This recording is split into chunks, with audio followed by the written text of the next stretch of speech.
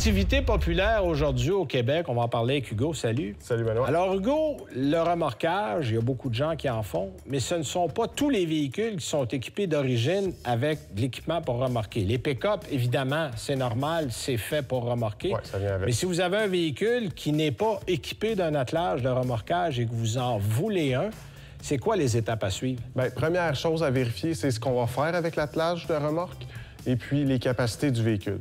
Parce qu'on a soit des classes 1, qui est un attache avec un trou 1 pouce écart. Oui, puis ça, c'est pour les petites utilisations, là, des vélos ou des choses comme ça. C'est ça. Okay. Sinon, on a l'attelage classe 3, qui est un trou 2 pouces, pour tirer une remorque ou quelque chose de plus sérieux. Une roulotte, bateau, des choses comme ça. Là. Ouais. OK.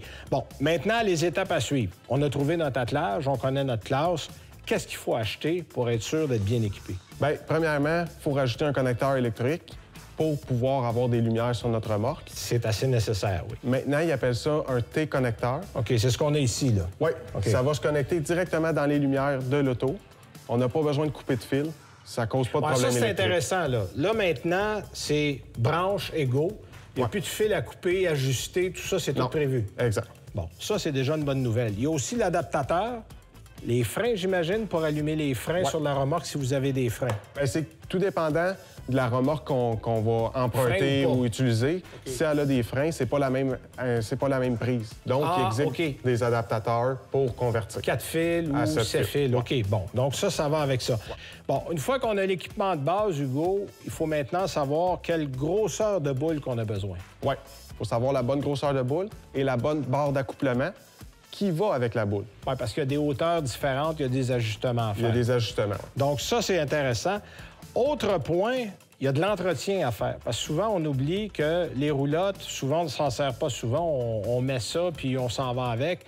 Mais on oublie certains entretiens. On a des exemples ici, on a des roulements, de la graisse. Comment est-ce qu'on fait au juste pour bien entretenir ça? Oui, que ce soit une roulotte ou une remorque, peu importe. Il faut lubrifier les roulements de roues avec une graisse faite pour ça. Il faut les vérifier aussi, être sûr qu'ils sont encore bons. Il faut vérifier aussi les pneus. Ils ont une durée de vie d'à peu près 5 ans. Ouais. C'est pas parce qu'ils usent... Peu importe le millage. Ouais, c'est pas qu'ils usent, c'est qu'ils sèchent et ils craquent. Le soleil fait son œuvre. Là. Puis aussi, on a des ensembles complets de freins. Oui, ça, c'est intéressant parce que des freins aussi, ça s'use. Et là, on vend des ensembles complets, il n'y a rien à faire. Complet. On installe, merci, bonsoir. Oui. OK. Autre détail important, il faut être vu. La sécurité, c'est toujours primordial.